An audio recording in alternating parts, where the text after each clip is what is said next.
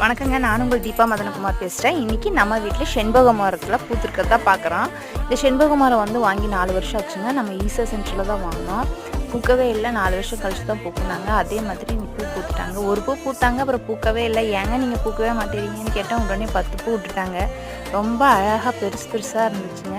உங்களுக்கு தெரியுதான்னு தெரில, இதாக நல்லா ஆரஞ்சு கலரில் நல்லா பெரிய பூவாக பூத்துருக்கு. ஆனால் என்ன மரம் உயரமாக இருக்கிறதுனால பொறிக்கிறது தான் ரொம்ப சிரமமாக இருக்குது. என் பொண்ணு தான் ரொம்ப கஷ்டப்பட்டு இங்கே அங்கேயே ஏறி பொறிச்சு கொடுப்பாங்க. நிறைய பூ பூத்துருந்துச்சுங்க, ஒரு 10 பூ பூத்துருந்துச்சு. எவ்வளோ அழகாக இருக்குதுன்னு பாருங்கள். நம்ம வீட்டு செண்பக பூ மரத்தில் நம்ம பூ எடுத்தாச்சுங்க.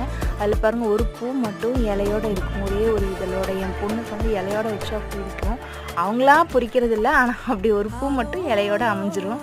அது அவங்களுக்காகவே நாங்கள் வச்சுருவோம். காட்ஸ் கிஃப்ட்டுங்க இது. ரொம்ப நன்றிங்க. நன்றி, வணக்கம். முன்னேறுவோம்.